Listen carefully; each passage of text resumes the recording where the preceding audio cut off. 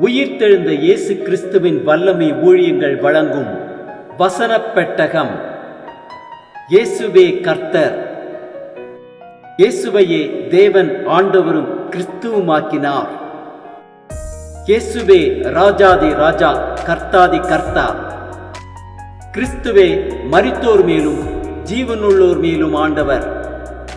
கிறிஸ்துவே போதகரும் ஆண்டவருமாயிருக்கிறார்.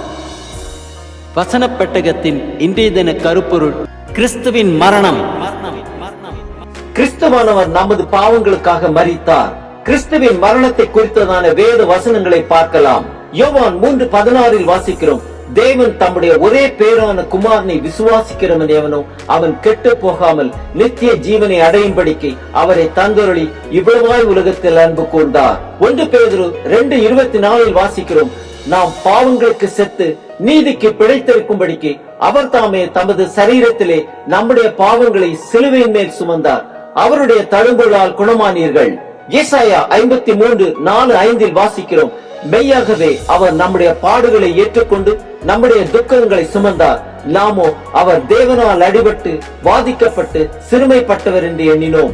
நம்முடைய மீறுதல்களின் நிமித்தம் அவர் காயப்பட்டு நம்முடைய அக்கிரமங்களின் நிமித்தம் அவர் நொறுக்கப்பட்டார். நமக்கு சமாதானத்தை உண்டு பண்ணும் ஆக்கினை அவர் மேல் வந்தது, அவருடைய தழும்புகளால் குணமாகிறோம். கலாத்தியர் 1:4 வாசிக்கிறோம், அவர் நம்மை இப்பொழுது இருக்கிற பொல்லாத பிரபஞ்சத்தின் என்று விடுவிக்கும்படி நம்முடைய பிதாவாகிய தேவனுடைய சித்தத்தின்படியே நம்முடைய பாவங்களுக்காக தம்மை தாமே ஒப்பு கொடுத்தார். 1 யோவான் 2:2 வாசிக்கிறோம், நம்முடைய பாவங்களை நிவர்த்தி செய்கிற கிருபாதார பலி அவரே. நம்முடைய பாவங்களை மாத்திரம் அல்ல, சர்வலோகத்தின் பாவங்களையும் நிவர்த்தி செய்கிற பலியாயிருக்கிறார். லூக்கா 24:46 வாசிக்கிறோம், எழுதியிருக்கிறபடி கிறிஸ்து பாடுபடவும் 3ஆம் நாளிலே மரித்தோரில் இருந்து எழுந்திருக்கும் வேண்டியதாயிருந்தது. யோவான் 1:29 வாசிக்கிறோம், மறுநாளிலே யோவான் இயேசுவை தன்னிடத்தில் வரக்கண்டு, இதோ உலகத்தின் பாவத்தை சுமந்து தீர்க்கிற தேவ ஆட்டுக்குட்டி.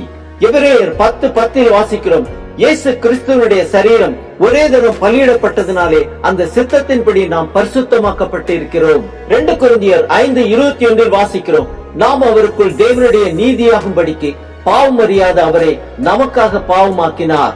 எபேசியர் 5:2 வாசிக்கிறோம், கிறிஸ்து நமக்காக தம்மை தேவனுக்கு சுகந்த வாசனையான காணிக்கையாகவும் பலியாகவும் ஒப்பு கொடுத்து நம்மில் அன்பு கூர்ந்தது போல நீங்களும் அன்பிலே நடந்து கொள்ளுங்கள். எபேசியர் 1:7 வாசிக்கிறோம், அவருடைய கிருபையின் ஐஸ்வர்யத்தின்படியே இவருடைய இரத்தத்தினாலே பாவம் மன்னிப்பாகிய மீட்பு இவருக்குள் நமக்கு உண்டாயிருக்கிறது. கலாத்தியர் 3:13 வாசிக்கிறோம், மரத்திலே தூக்கப்பட்ட எவனும் சபிக்கப்பட்டவன் என்று எழுதியிருக்கிறபடி கிறிஸ்து நமக்காக சாபமாகி நியாயப்பிரமாணத்தின் சாபத்திற்கு நம்மை நீங்களாக்கி மீட்டுக் கொண்டார். அப்போஸ்தலர் 3:18 வாசிக்கிறோம், கிறிஸ்து பாடுபட வேண்டும் என்று தேவன் தம்முடைய தீர்க்க தரிசிகள் எல்லாருடைய வாக்கினாலும் முன் அறிவித்தவைகளை இவ்விதமாய் நிறைவேற்றினார். லூக்கா 24:26-27 வாசிக்கிறோம், கிறிஸ்து இவ்விதமாக பாடுபடவும் தமது மகிமையில் பிரவேசிக்கும் வேண்டியதில்லையா என்று சொல்லி மோசே முதலிய சகல தீர்க்க தரிசிகளும் எழுதின வேத வாக்கியங்கள் எல்லாவற்றிலும் தம்மை குறித்து சொல்லியவைகளை அவர்களுக்கு விவரித்து காண்பித்தார்.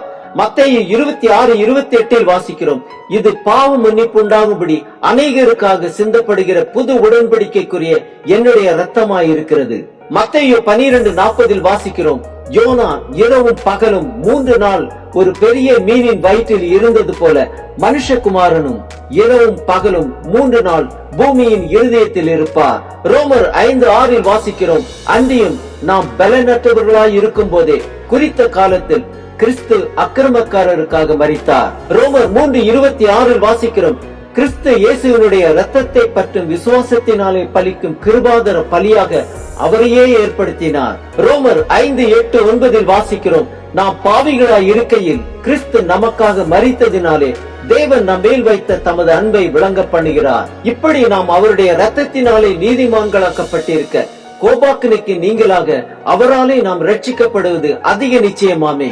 ரோமர் 8:32 வாசிக்கிறோம், தம்முடைய சொந்த குமாரன் என்றும் பாராமல் நம்ம எல்லாருக்காகவும் அவரை ஒப்பு கொடுத்தவர் அவரோட கூட மற்ற எல்லாவற்றையும் நமக்கு அருளாது இருப்பது எப்படி? ரோமர் 6:23 வாசிக்கிறோம், பாவத்தின் சம்பளம் மரணம், தேவனுடைய கிருபை வரமோ நம்முடைய கர்த்தராகிய இயேசு கிறிஸ்துவினால் உண்டான நித்திய ஜீவன். 1 பேதுரு 3:18 வாசிக்கிறோம், ஏனெனில் கிறிஸ்துவும் நம்மை தேவனிடத்தில் சேர்க்கும்படி அநீதி உள்ளவர்களுக்கு பதிலாக நீதி உள்ளவராய் பாவங்களின் நிமித்தம் ஒருவரும் பாடுபட்டார். அவர் மாம்சத்திலே கொலையுண்டு ஆவியிலே உயிர்ப்பிக்கப்பட்டார். ஆம், கிறிஸ்து தமது சரீரத்திலே நம்முடைய பாவங்களை சிலுவையின் மேல் சுமந்தார்.